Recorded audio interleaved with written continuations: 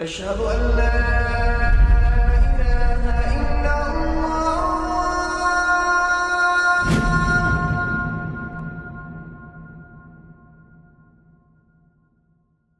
Raindrops media পরিবেশিত audio lecture series সিরাহ। এই সিরিজে আলোচিত হবে পৃথিবীর বুকে শ্রেষ্ঠতম মানুষ রাসূলুল্লাহ মুহাম্মদ সাল্লাল্লাহু আলাইহি ওয়াসাল্লামের জীবন কথা। ইন্নাল হামদালিল্লাহি ওয়াসসালাতু ওয়াসসালামু আলা রাসূলিল্লাহি ওয়া আলা আলিহি ওয়া আসহাবিহি ওয়া সাল্লামা তাসলিমান কাসীরান মাজিদান ইলা ইয়াউমিদ্দিন, আম্মা বা'দ। এর আগের পর্বে আমরা আলোচনা শেষ করেছিলাম মুহাজিরদের প্রশংসায় কোরআন কি বলে সেই আলোচনা দিয়ে। সে সময় মক্কা থেকে মদিনায় হিজরত করা ছিল প্রত্যেক মুসলিমের উপর ফরজ অথবা আবশ্যকীয় দায়িত্ব। আমরা সাহাবীদের হিজরত নিয়ে আলোচনা করেছি, নবীজি সাল্লাল্লাহু আলাইহি ওয়াসাল্লামের হিজরত নিয়ে বিস্তারিত আলোচনা করেছি। হিজরত একটি কঠিন দায়িত্ব, আর এই কঠিন দায়িত্ব সবাই পালন করতে সক্ষম হয়নি, আর তাই কিছু মুসলিম মদিনায় হিজরত না করে মক্কাতেই থেকে যায়। পবিত্র কোরআনে পেছনে পড়ে থাকা এই মুসলিমদের ব্যাপারে আল্লাহ কথা বলেছেন। কোরআন শুধু পুরস্কারের আশা দেখায় না, শাস্তির ভয়ও দেখায়। মানুষকে আল্লাহ আশা দেন যেন সে আল্লাহর অনুগত হয়, ভালো কাজ করে। মানুষকে আল্লাহ ভয়ও দেখান যেন সে খারাপ কাজ থেকে দূরে থাকে এবং তওবা করে। এই দুটির মধ্যে সঠিক ভারসাম্য জরুরি। যদি কেউ শুধু আশাই দেখে তাহলে সে নির্বিকারভাবে গুনাহ করতে থাকবে, এই ভেবে যে আল্লাহ তো তাকে মাফ করে দেবেনি। আর যদি সে শুধু ভয় পায় তাহলে সে আল্লাহর ক্ষমা থেকে নিরাশ হয়ে যাবে। সাহাবাদের মধ্যে এই ব্যালেন্সটুকু ছিল, তাই তারা ছিলেন শ্রেষ্ঠ প্রজন্ম। আর আমাদের সময় মুসলিমদের মনে আশাও নেই, ভয়ও নেই, আর তার ফলাফল আমরা দেখতেই পাচ্ছি। আমাদের মনে রাখতে হবে, ভয় কেবল আল্লাহকে করতে হবে, তেমনি আশাও রাখতে হবে কেবল আল্লাহরই কাছে।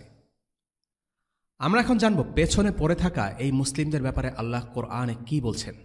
এরপরেই আমরা মূল আলোচনায় প্রবেশ করব। যারা হিজরত করেনি, আল্লাহ এদের পেছনে পড়ে থাকার জন্য জাহান্নামের শাস্তির কথা উল্লেখ করেছেন। ইন্নাল্লাযীনা তাওয়াফফাহুমুল মালাঈকাতু যালিমী আনফুসিহিম ক্বালু ফীমা কুনতুম ক্বালু কুন্না মুস্তাদআফিনা ফিল আরদ قالوا ألم تكن أرض الله واسعة فتهاجروا فيها فأولئك مأواهم جهنم وساءت مصيرا। নিশ্চয় যারা নিজেদের প্রতি জুলুমকারী, ফেরেশতারা তাদের জান কবজ করার সময় বলে, তোমরা কি অবস্থায় ছিলে? তারা বলে, আমরা জমিনে দুর্বল ছিলাম। ফেরেশতারা বলে, আল্লাহর জমিন কি প্রশস্ত ছিল না যে তোমরা তাতে হিজরত করতে? সুতরাং ওরাই তারা যাদের আশ্রয়স্থল জাহান্নাম, আর তা মন্দ প্রত্যাবর্তন স্থল। সূরা আন-নিসা আয়াত ৯৭। এই আয়াতের প্রসঙ্গ হচ্ছে বদরের যুদ্ধ। যে মুসলিমরা হিজরত করেনি তাদের কাউকে কাউকে অনিচ্ছার সাথে বদরের যুদ্ধে মুশরিকদের পক্ষে অংশ নিতে হয়েছে। তারা সক্রিয়ভাবে যুদ্ধ করতে চাননি, এক প্রকার জোর করেই তাদেরকে মুশরিকদের বাহিনীতে যোগ দিতে হয়েছে। তাদের এই পেছনে পড়ে থাকাকে আল্লাহ বলেছেন যালিমি আনফুসিহিম, তাদের নিজেদের উপর জুলুম করেছে। অর্থাৎ সামর্থ্য থাকা সত্ত্বেও হিজরতের এই ওয়াজিব দায়িত্ব পালন না করে তারা নিজেদের উপর গুনাহ করেছে বা জুলুম করেছে, আর এর শাস্তি জাহান্নাম। এই মুসলিমদের কেউ কেউ তাকিয়া করেছিল, তারা নিজেদের মুসলিম পরিচয় গোপন রেখেছিল এবং মুশরিক সেজে মক্কায় বসবাস করত। তাদের ব্যাপারে আল্লাহ বলেন, ومن الناس من يقول آمنا بالله فإذا أوذي في الله جعل فتنة الناس كعذاب الله فإذا أوذي في الله جعل فتنة الناس كعذاب الله ولئن جاء نصر من ربك ليقولن إنا كنا معكم أوليس الله بأعلم بما في صدور العالمين। আর কিছু লোক আছে যারা বলে, আমরা আল্লাহর প্রতি ঈমান এনেছি। অতঃপর যখন আল্লাহর ব্যাপারে তাদের কষ্ট দেয়া হয় তখন তারা মানুষের নিপীড়নকে আল্লাহর আযাবের মতো গণ্য করে। আর যদি তোমার রবের পক্ষ থেকে কোনো বিজয় আসে তখন অবশ্যই তারা বলে, নিশ্চয়ই আমরা তোমাদের সাথে ছিলাম। সৃষ্টিকুলের অন্তরসমূহে যা কিছু আছে, আল্লাহ কি তা সম্পর্কে সম্যক অবগত নন? সূরা আনকাবুত আয়াত 10। এই আয়াতে আল্লাহ বলছেন, যখন আল্লাহর পথে সামান্য কষ্ট আপতিত হয়, তাতেই তারা হায় হায় করে উঠে বলে, এটা তো আল্লাহর পক্ষ থেকে শাস্তি। এই লোকগুলো অল্পতেই ভেঙে পড়ে। দিনের জন্য একটুও কষ্ট করতে তারা রাজি নয়। একটুখানি ত্যাগ স্বীকার করার মানসিকতাও তাদের নেই। আরামায়াস ছাড়তে তারা একদমই রাজি নয়। বেশিরভাগ মুসলিমদের আজ একই অবস্থা। সামান্যতম কষ্ট তারা দিন ইসলামের জন্য স্বীকার করতে রাজি নয়। হিজরত জিহাদ তো দূরে থাক, ফজরের সালাতে তারা ঘুম থেকে উঠতে চায় না। বাড়তি আয়ের লোভে হারাম উপার্জন ছাড়তে পারে না। উদাহরণস্বরূপ বলা যেতে পারে, একটা বড় মুদি দোকান যেখানে সবকিছুই হালাল পণ্য, কিন্তু বাড়তি কিছু আয়ের জন্য লোকটা সিগারেট বিক্রি করে। অনেক কাফির দেশে মুসলিমদের দোকানে মদ বিক্রি হয়। হিজরত বা জিহাদের কষ্টের তুলনায় এগুলো আসলে কিছুই নয়। কিন্তু আল্লাহ মক্কা থেকে হিজরত না করা মুসলিমদেরই মাফ করেননি। সেক্ষেত্রে আমরা কিভাবে আশা করতে পারি শুধুমাত্র মুসলিম নাম ধারণের কারণে আল্লাহ আমাদের মাফ করে দেবেন? যাই হোক, মক্কার মুসলিমদের কাছে যখন এই আয়াত পৌঁছালো, তখন তারা একেবারে নিরাশ হয়ে গেলেন। তাদের মনে হলো তাদের বুঝি আর কোনো আশা নেই। এরপর আল্লাহ তাআলা বললেন, অবশ্যই তোমার প্রতিপালক তাদের জন্য যারা নির্যাতিত হওয়ার পর হিজরত করে, অতঃপর জিহাদ করে, অতঃপর ধৈর্য ধারণ করে, এসবের পর তোমার প্রতিপালক অবশ্যই বড়ই ক্ষমাশীল, বড়ই দয়ালু। সূরা আন-নাহল আয়াত 110। এই আয়াতে বলা হচ্ছে সেই সব মুসলিমদের কথা যারা মক্কা থেকে যান, কিন্তু পরে তারা মক্কা ছেড়ে পালিয়ে আসেন এবং জিহাদ করেন। আল্লাহ তাদেরকে ক্ষমা করে দিয়েছেন। কেন কিছু মুসলিমরা হিজরত করেনি? তারা ইসলামের ভূমি পেয়েও কাফিরদের ভূমিতে রয়ে গেছে গুড লাইফের জন্য। মদিনায় গেলে তারা সম্মানিত হতে পারতেন, কিন্তু সেটা না করে তারা কাফিরদের দেশে লাঞ্ছনা আর অবমাননার জীবন বেছে নিলেন। এরপর যখন আল্লাহ তাদেরকে জাহান্নামের শাস্তির হুমকি দিলেন, এরপর কিছু সাহাবী নড়ে চড়ে বসলেন। তারা ভাবলেন, না, ভুল করেছি, কিন্তু ভুলের উপর টিকে থাকতে আমরা পারি না। এমনই একজন সাহাবী ছিলেন সামরা ইবনে জুনদুব। সামরা ছিলেন বেশ বয়স্ক, দুর্বল, কিন্তু যখন তিনি সূরা নিসার আয়াতটি শুনলেন, তখন তিনি বললেন, না, আমি দুর্বল নই, আমি আমার পথ খুঁজে পেতে সক্ষম। এরপর বাকিরা তাকে বহন করে মদিনায় নিয়ে যেতে লাগল, কিন্তু সামরার মদিনায় যাওয়া হয়নি। পথিমধ্যে তানঈমে খুব অসুস্থ হয়ে পড়লেন তিনি। যখন তার মৃত্যুর সময় ঘনিয়ে এলো, তিনি নিজের বাম হাতের উপর ডান হাত রেখে বললেন, হে আল্লাহ, এই এক হাত তোমার জন্য, আরেক হাত তোমার রসূলের জন্য। এরপর তিনি মারা গেলেন। নবীজি তার ঘটনা জানতে পেরে বললেন, ইস, সে যদি মদিনায় মারা যেত। তখন আল্লাহ তাআলা আয়াত নাজিল করলেন, ومن يهاجر في سبيل الله يجد في الأرض مراغما كثيرا وسعة ومن يخرج من بيته مهاجرا إلى الله ورسوله ثم يدركه الموت فقد وقع أجره على الله وكان الله غفورا رحيما। যে ব্যক্তি আল্লাহর পথে হিজরত করবে সে পৃথিবীতে বহু আশ্রয়স্থল ও প্রাচুর্য প্রাপ্ত হবে, এবং যে ব্যক্তি নিজের গৃহ হতে আল্লাহ ও তার রসুলের দিকে হিজরত করে বের হয়, অতঃপর মৃত্যু তাকে পেয়ে বসে, তার সওয়াব আল্লাহর জিম্মায় সাব্যস্ত হয়ে গেছে, এবং আল্লাহ অতি ক্ষমাশীল, পরম দয়ালু। সূরা আন-নিসা আয়াত 100। অর্থাৎ সামরা মদিনায় যেতে পারেননি সত্যি, কিন্তু যেহেতু তিনি নিয়ত করেছিলেন এবং সে অনুসারে চেষ্টা করেছিলেন, তাই আল্লাহ তাকে পুরস্কার থেকে বঞ্চিত করবেন না। সামরার এই ঘটনা থেকে আমাদের জন্য গুরুত্বপূর্ণ শিক্ষা আছে। এই ঘটনা আমাদের দেখিয়ে দেয় সাহাবারা কেমন মানুষ ছিলেন। তারা ভুল করেছেন, কিন্তু ভুলের উপর তারা ভুল করতেন না। আল্লাহর আদেশ তারা প্রবল উৎসাহ আর উদ্দীপনার সাথে পালন করতেন। তারা নিজেদের অপরাধ বা ভুলের জন্য খোড়া যুক্তি বা অজুহাত দেখাতেন না। বার্ধক্য কিংবা রোগ কোনো কিছুই সামরাকে আল্লাহর আদেশ মানা থেকে বিরত রাখতে পারেনি। সেক্ষেত্রে আমাদের যাদের সময়, স্বাস্থ্য, বয়স, অনুকূল পরিবেশ সবই আছে, তাদের আল্লাহর কাছে কি অজুহাত থাকতে পারে?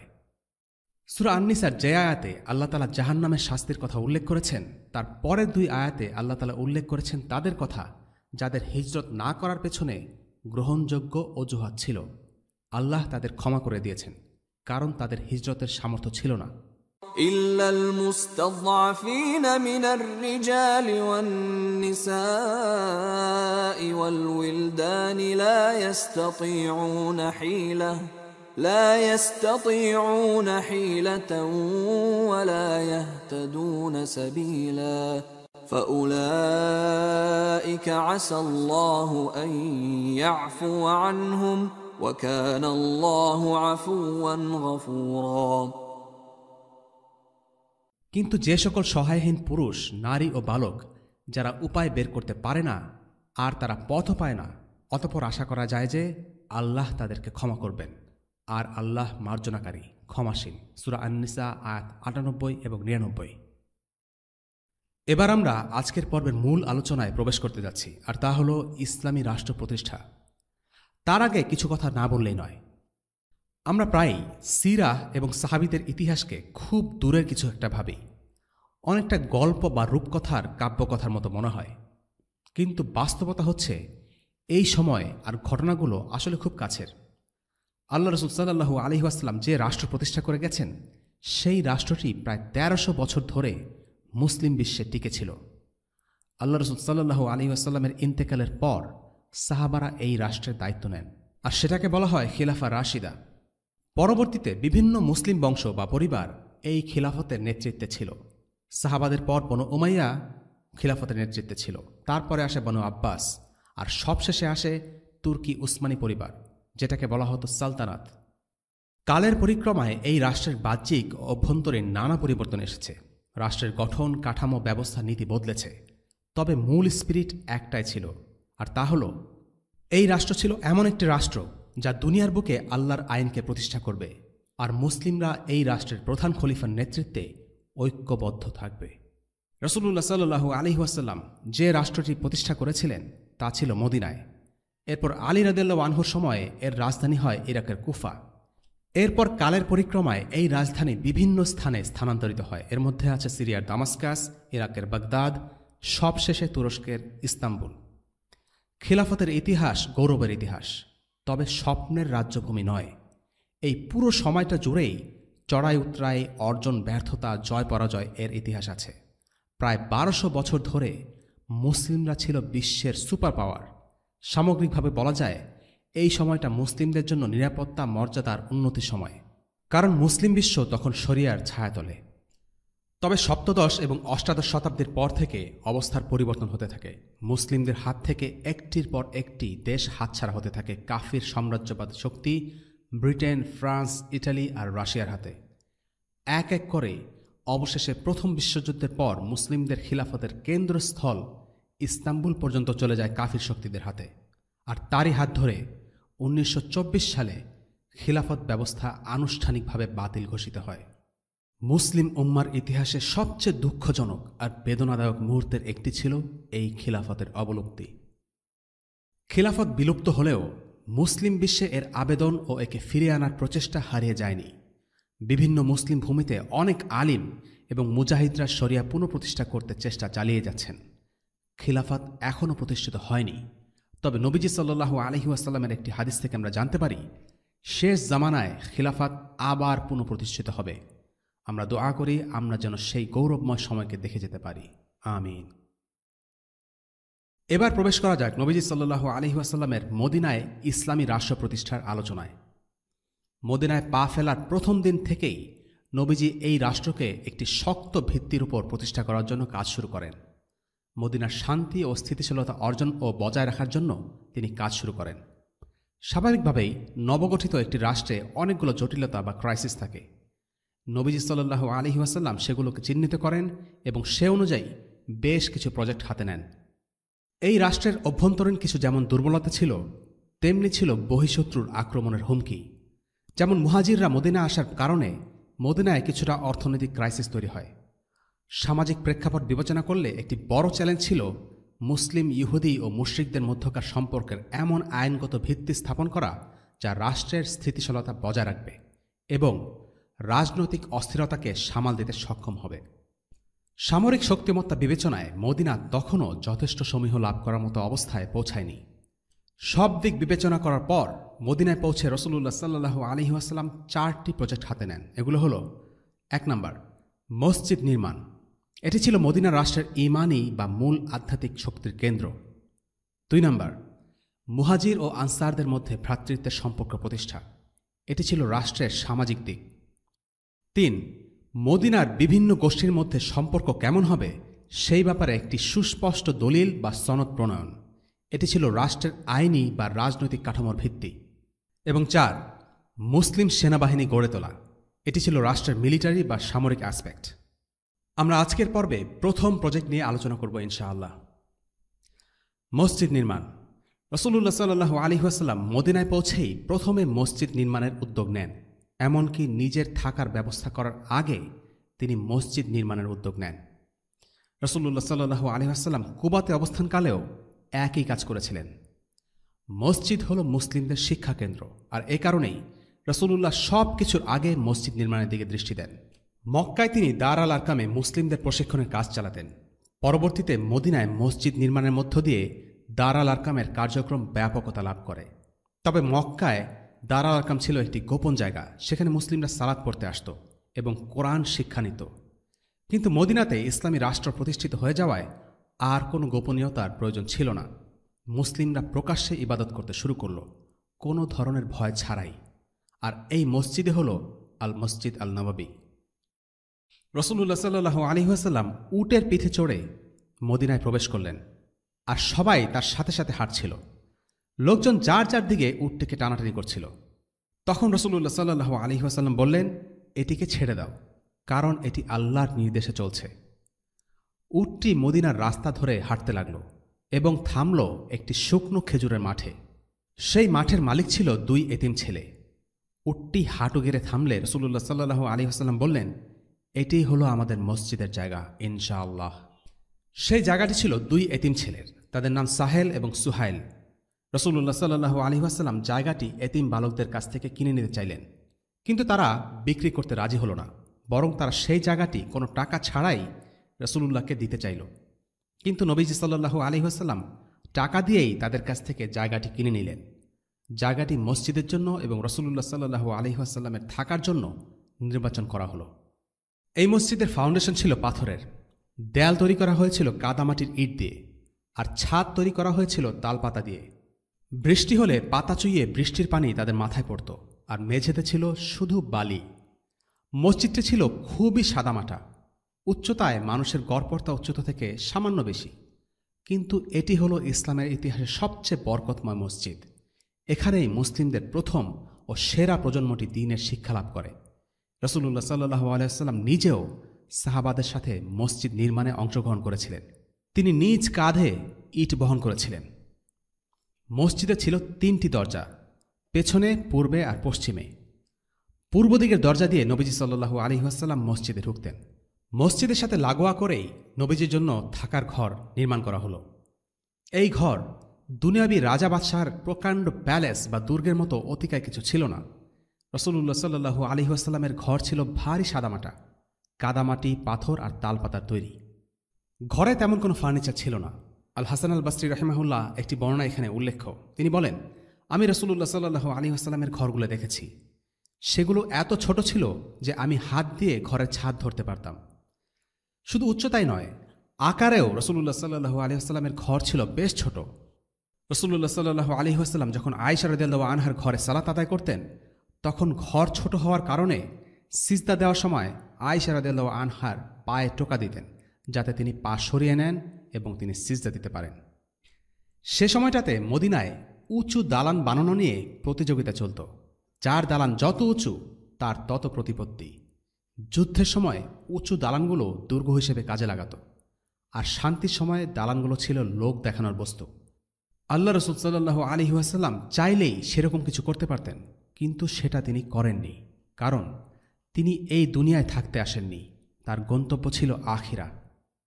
মসজিদে নববী নির্মাণ কাজ পুরোপুরি শেষ হওয়ার পর আলোচনা শুরু হলো কিভাবে সবাইকে সালাতের দিকে আহ্বান করা যায়। কেউ কেউ বলল সালাতের সময় হলে পতাকা উত্তোলন করা হোক, কিন্তু সেটা খুব উপযোগী ছিল না, কারণ ঘরে থাকলে বা দূরে থাকলে সেটা কারো চোখ এড়িয়ে যেতে পারে, কিংবা অন্ধকারে সেটা দেখাও যাবে না। কেউ পরামর্শ দিল খ্রিস্টানদের মতো করে ঘণ্টা ব্যবহার করা, অথবা মদিনার ইহুদিরা যেভাবে হর্ন ব্যবহার করত সেরূপ কিছু করা। কোনো প্রস্তাবই রসুল্লাহ সাল্লু আলহামের মনোপুত হল না। এমন সময়ে রসুল্লাহর একজন সাহাবি আবদুল্লাহ বিন জাইদ রাদিল্লাহু আনহু একটি স্বপ্ন দেখলেন। তিনি দেখলেন একটি লোক একটি ঘণ্টা বহন করছে। তা দেখে তিনি ওই লোকের কাছে ঘণ্টাটির দাম জানতে চান। লোকটি আবদুল্লাহকে জিজ্ঞেস করল, তুমি কেন ঘণ্টাটা চাও?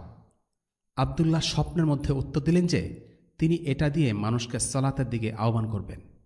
লোকটি উত্তরে বলল, তার কাছে দেওয়ার মতো এর চেয়ে ভালো কিছু আছে। আবদুল্লাহ জানতে চাইলেন সেটি কি।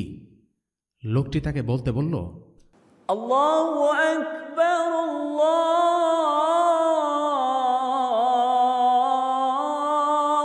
আকবার, আল্লাহু আকবার,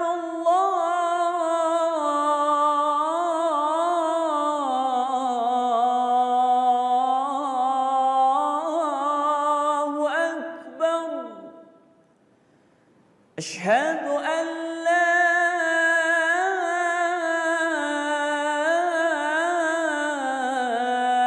ইলাহা ইল্লাল্লাহ,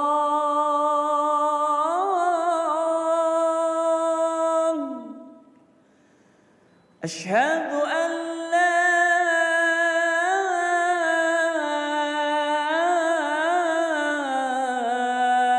ইলাহা ইল্লাল্লাহ,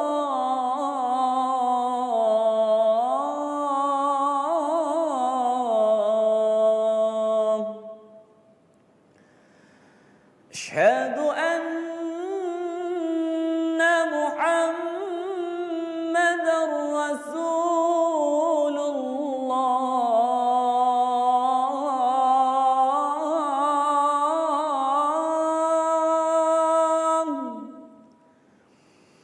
আশহাদু আন্না মুহাম্মাদার রাসূলুল্লাহ।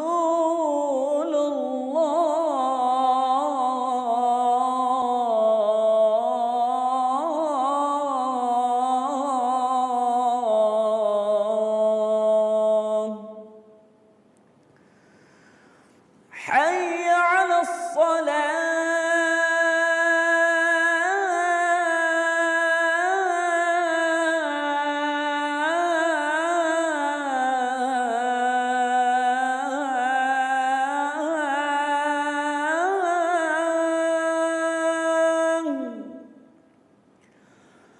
হাইয়া আলাস সালাহ,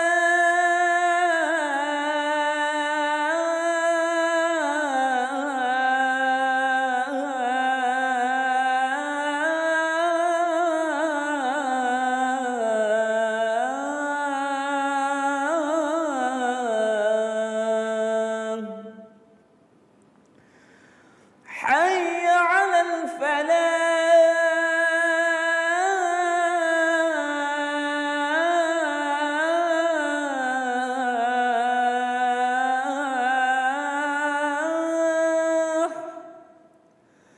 হাইয়া আলাল ফালাহ।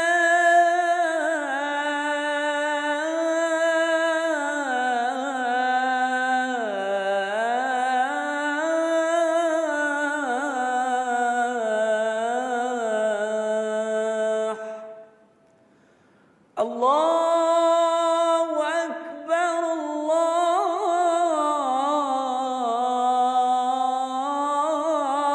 আকবার, লা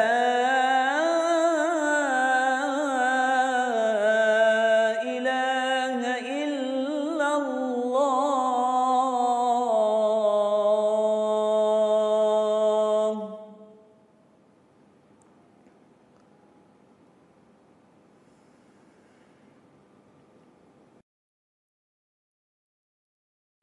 আবদুল্লাহ বিন জাইদ রাদিল্লাহু আনহু রসুল্লাহ সাল্লু আলহিহাস্লামকে এই স্বপ্নের কথা জানান।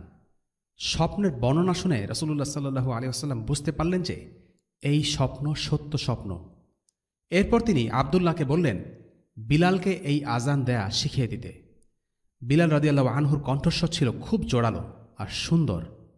আজানের শব্দ শুনতে পেয়ে ওমর রাদিয়াল্লাহু আনহু দ্রুত মসজিদে আসেন। তিনি বললেন তিনিও স্বপ্নে এই কথাগুলো শুনেছেন। একাধিক ব্যক্তি একই স্বপ্ন দেখার অর্থ হল স্বপ্নটি সত্য। সেই থেকে আজান ইসলামের গুরুত্বপূর্ণ প্রতীকসমূহের একটি। যেসব জায়গায় প্রকাশ্যে আজান দেওয়া হয় সেসব জায়গায় ইসলাম ও মুসলিমদের উপস্থিতি আছে এমনটা ধরে নেওয়া হয়। আমরা এবার জানার চেষ্টা করব রাসূলুল্লাহ সাল্লাল্লাহু আলাইহি ওয়াসাল্লামের খুতবা কেমন ছিল। মদিনায় আসার পর আল্লাহ রাসূল সাল্লাল্লাহু আলাইহি ওয়াসাল্লাম জুম্মার সালাতের খুতবা নিয়ে একাধিক বর্ণনা পাওয়া যায়। আমরা এর মধ্যে দুটি খুতবা উল্লেখ করব। প্রথম খুতবায় তিনি বলেন, ভাইয়েরা, ভালো কাজে এগিয়ে যাও, নিজেদের জন্য ভালো আমল আল্লাহর কাছে জমা করো। জেনে রাখো, আল্লাহর শপথ, তোমাদের প্রত্যেকের জীবনেই মৃত্যু এসে হাজির হবে। সেদিন তোমরা তোমাদের যাবতীয় সম্পদ পেছনে ফেলে যাবে। তোমাদের পালিত পশুগুলো প্রতিপালকবিহীন অবস্থায় পড়ে থাকবে। সেদিন তোমাদের আর আল্লাহর মাঝে কোনো দোভাষী থাকবে না, কোনো পর্দা থাকবে না। সেদিন তোমাদের রব তোমাদের প্রত্যেককে জিজ্ঞেস করবেন, তোমাদের কাছে কি আমার রাসূল যায়নি? সে কি তোমাদের কাছে আমার বার্তা পৌঁছে দেয়নি? আমি তোমাকে অর্থবিত্ত দিয়েছি, আমার নিয়ামতে তোমাকে পরিপূর্ণ করে রেখেছি, কিন্তু তুমি নিজের জন্য এই দিনের জন্য কি আমল পাঠিয়েছ?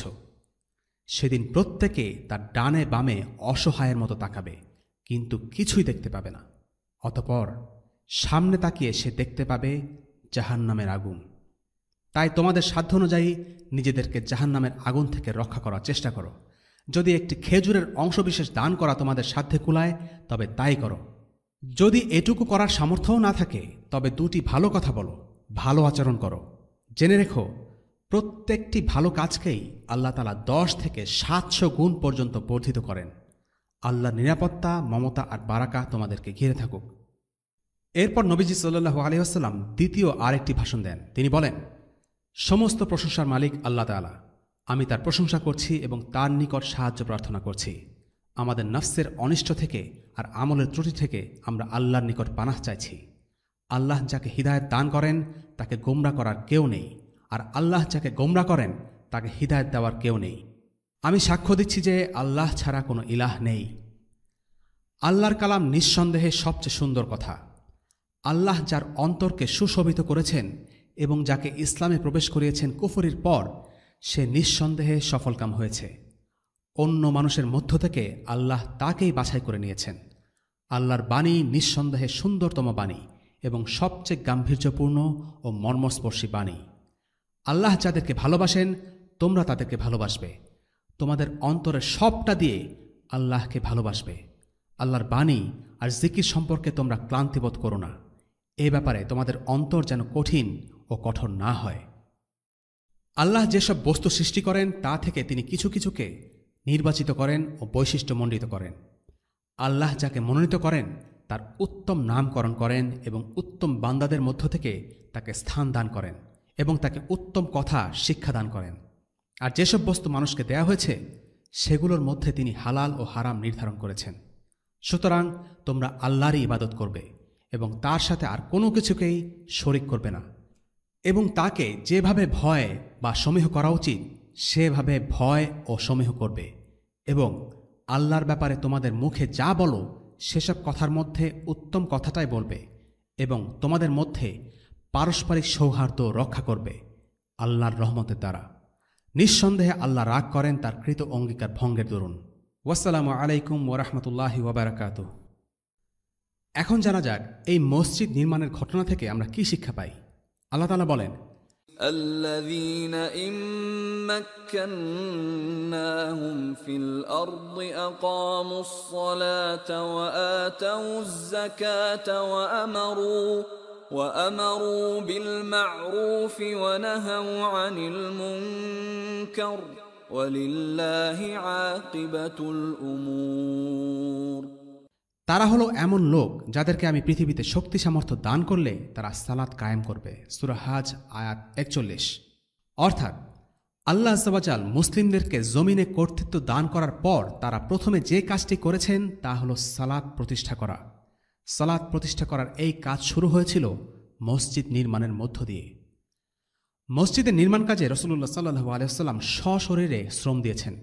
তিনি আর অন্য 10 জনের মতো পাথর আর ইট বহন করেছেন, নিজের হাতে মাটি খুঁড়েছেন, আরামে বসে থেকে অন্যদেরকে আদেশ দিয়ে কাজ করিয়ে নেননি।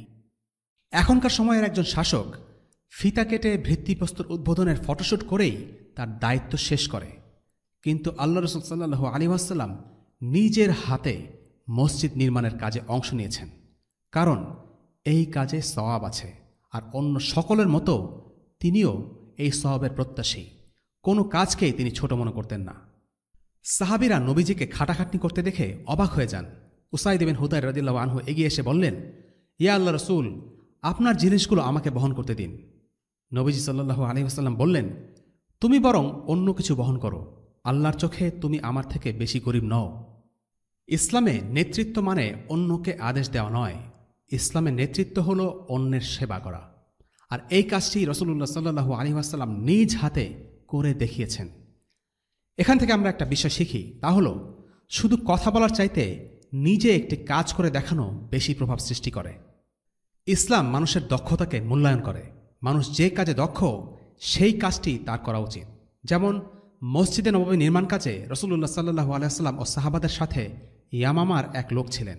তিনি ছিলেন নমুসলিম, পেশায় ছিলেন একজন মিস্ত্রি। তার নাম তালাক ইবন আল ইয়ামামি।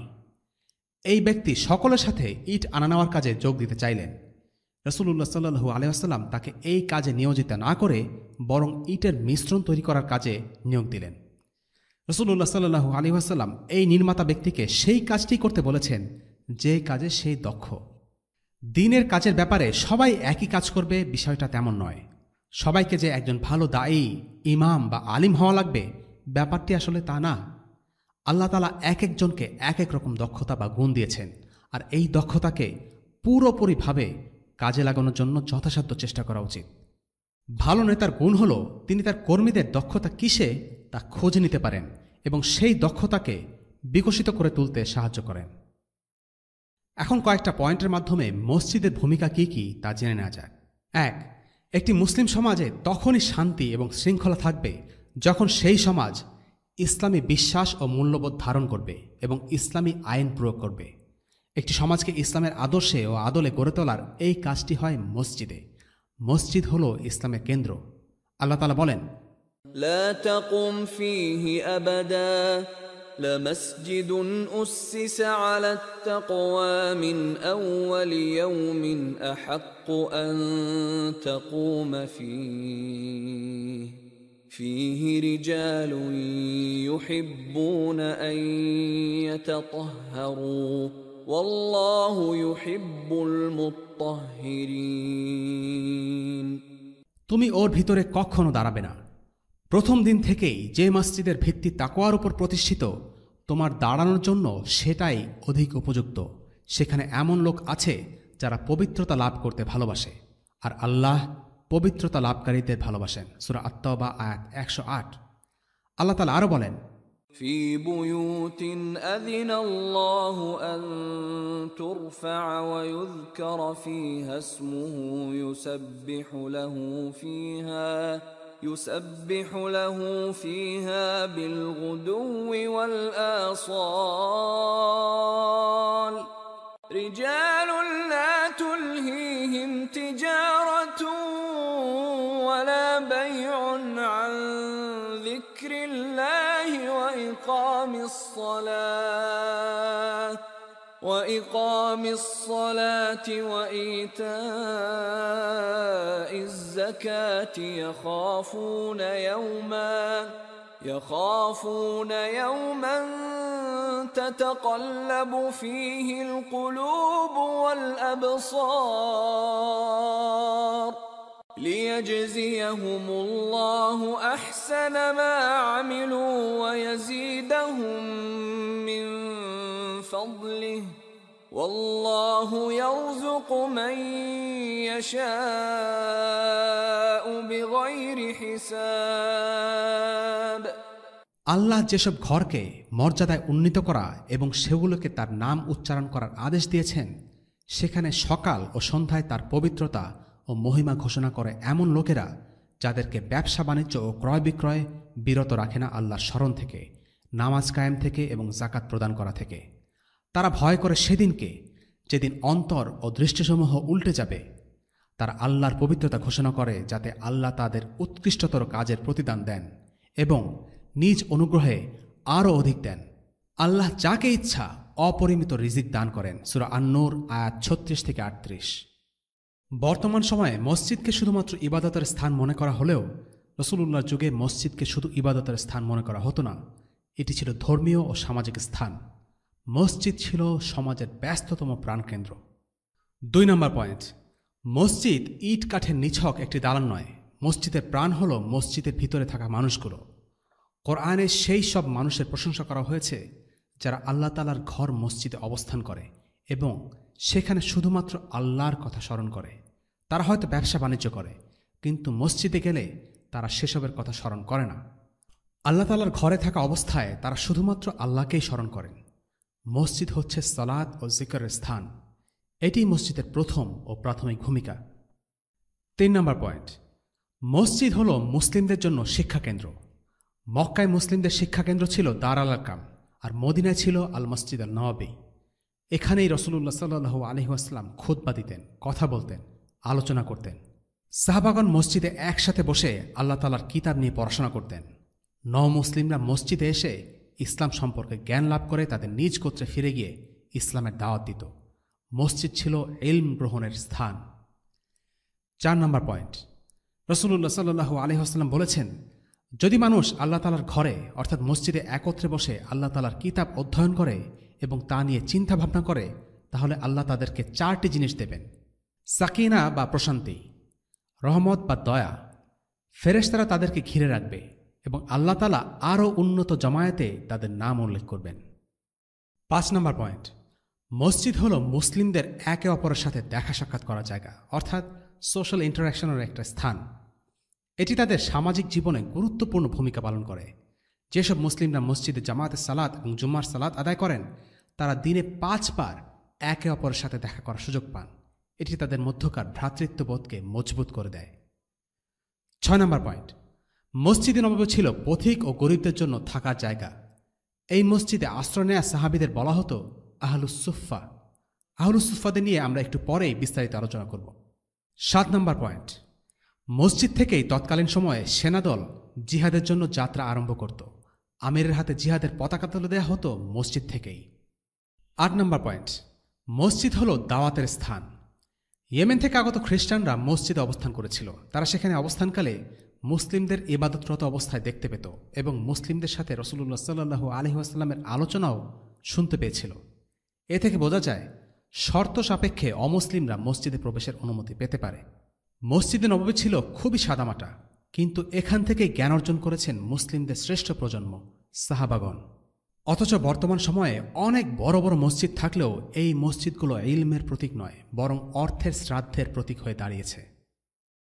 এই পর্যায়ে আমরা জানার চেষ্টা করব মসজিদে নববীর মর্যাদা কি।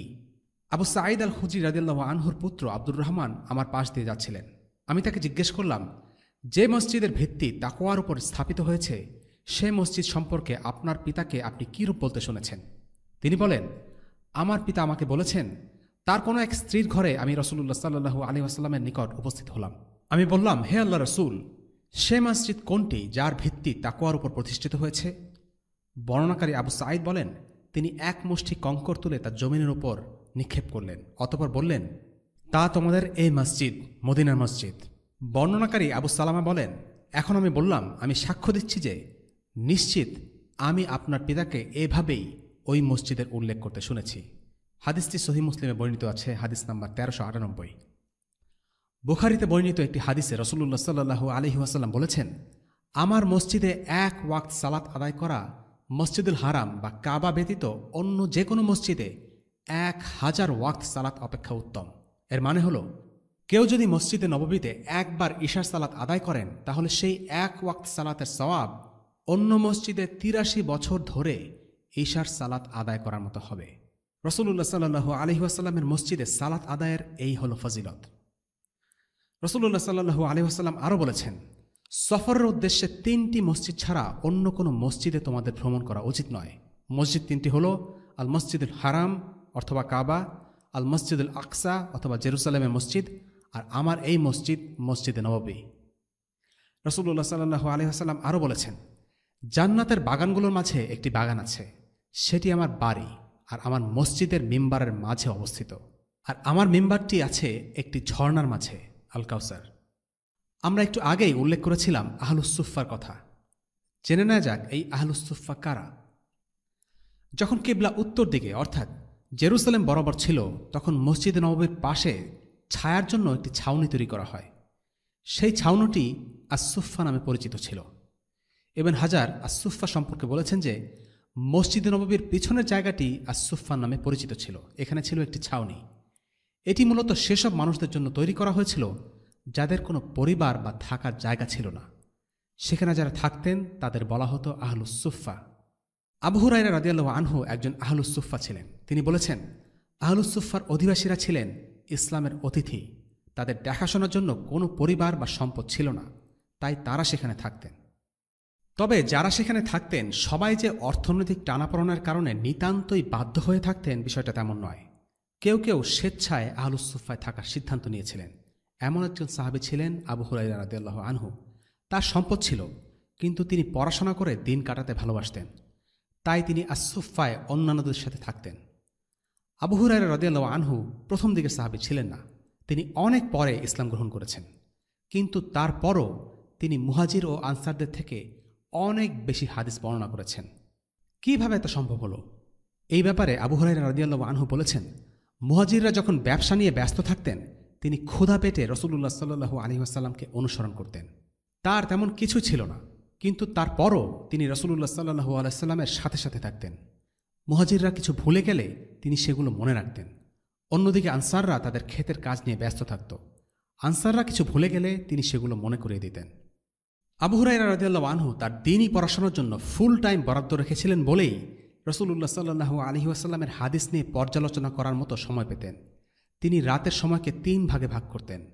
এক অংশ ছিল ঘুমানোর জন্য, আরেক অংশ ইবাদতের জন্য, আর আরেক অংশ সারা দিন তিনি রাসূলুল্লাহ সাল্লাল্লাহু আলাইহি ওয়াসাল্লামের যত হাদিস শুনেছেন তা নিয়ে পর্যালোচনা করতেন। যখন অন্যান্য মুহাজির ও আনসারগণ ব্যবসা ও ক্ষেতের কাজ নিয়ে ব্যস্ত থাকতেন, তখন আবু হুরায়রা রাদিয়াল্লাহু আনহু আহলুসুফফার সময় দিতেন এবং রাসূলুল্লাহ সাল্লাল্লাহু আলাইহি ওয়াসাল্লামের সাথে থেকে সারা দিন পড়াশোনা করতেন। আসুফায় যারা থাকতেন তাদের ভরণ পোষণের একটি উৎস ছিল রাসূলুল্লাহ সাল্লাল্লাহু আলাইহি ওয়াসাল্লামের পাঠানো সাদাকা। রাসূলুল্লাহ সাল্লাল্লাহু আলাইহি ওয়াসাল্লাম কোনো সাদাকা পেলে সেখানে পাঠিয়ে দিতেন। তিনি কোনো উপহার পেলে নিজের জন্য কিছুটা রেখে বাকিটুকু সুফফাবাসীদের জন্য পাঠিয়ে দিতেন। তিনি ধনী সাহাবীদের উৎসাহ দিতেন যেন তারা আসুফফার অধিবাসীদের নিজেদের বাড়িতে নিমন্ত্রণ জানায়। রাসূলুল্লাহ সাল্লাল্লাহু আলাইহি ওয়াসাল্লাম বলেছেন, যদি কারো কাছে 2 জনের জন্য যথেষ্ট খাবার থাকে তাহলে সে যেন সেই খাবারে 3য় জনকে আহ্বান করে। যদি কারো কাছে 4 জনের জন্য যথেষ্ট খাবার থাকে তাহলে সে যেন 1 বা 2 জনকে সে খাবারে শরিক করে।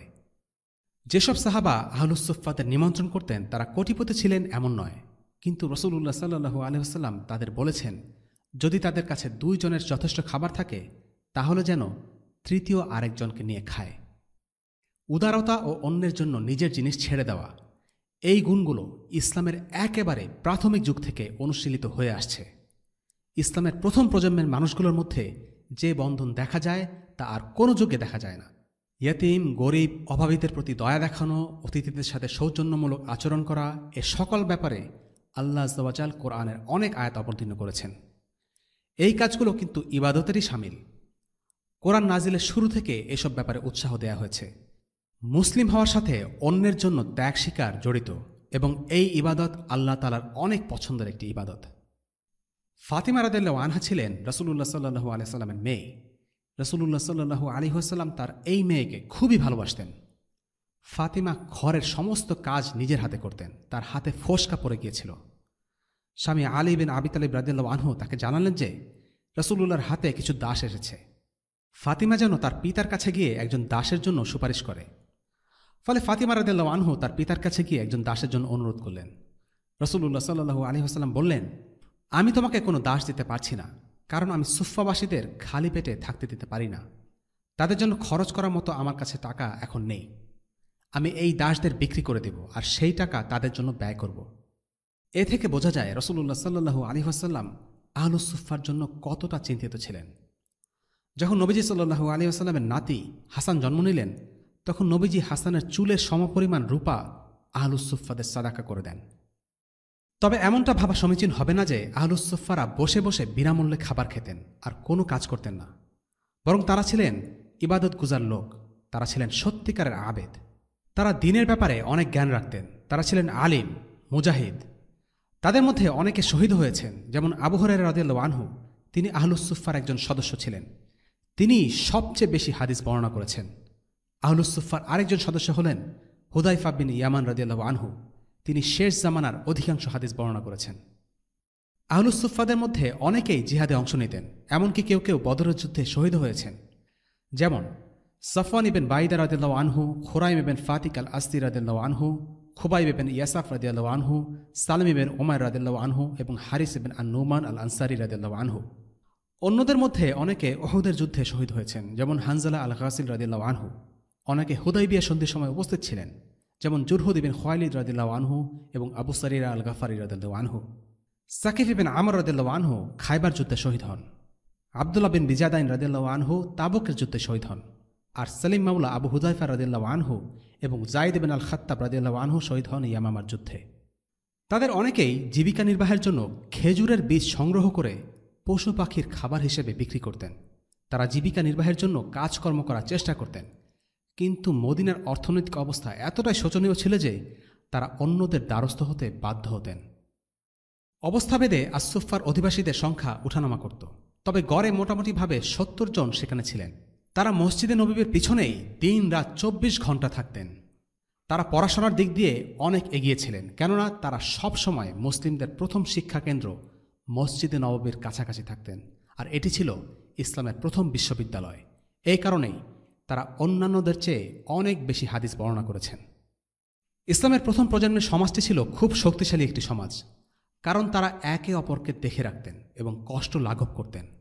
স্বার্থপরতা সে সমাজে ছিল না বিধায় কঠিন সময়েও একে অপরের পাশে থেকেছেন, আর তাই তাদের মাধ্যমে ইসলাম সারা বিশ্বে ছড়িয়ে পড়েছে।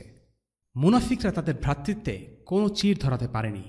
সে সময়টাতে মুসলিমদের সম্পদ খুব একটা ছিল না, কিন্তু তারপরেও তারা সমাজে কল্যাণমূলক সেবাগুলো চালু রেখেছেন।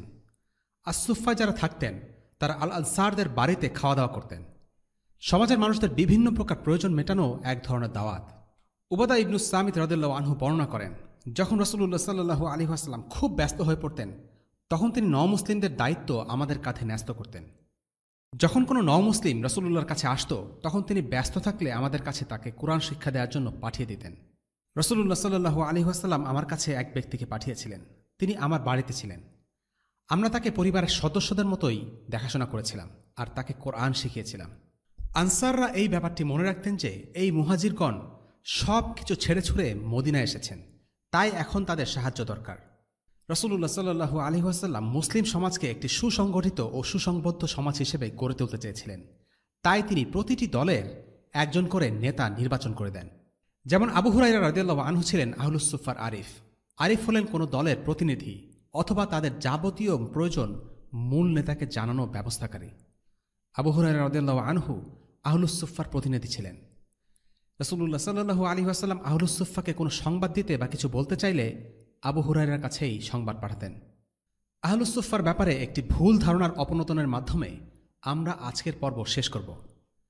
বর্তমানের ভ্রান্ত সুফির কিছু দল আছে যারা দুনিয়াবি আরাম আয়েশ থেকে দূরে থাকে এবং কোনো কাজকর্ম করে না। এই দলগুলো নিজেদের এই অলসতাকে বৈধতা দেওয়ার জন্য আহলুস সুফফার উদাহরণ দেয়।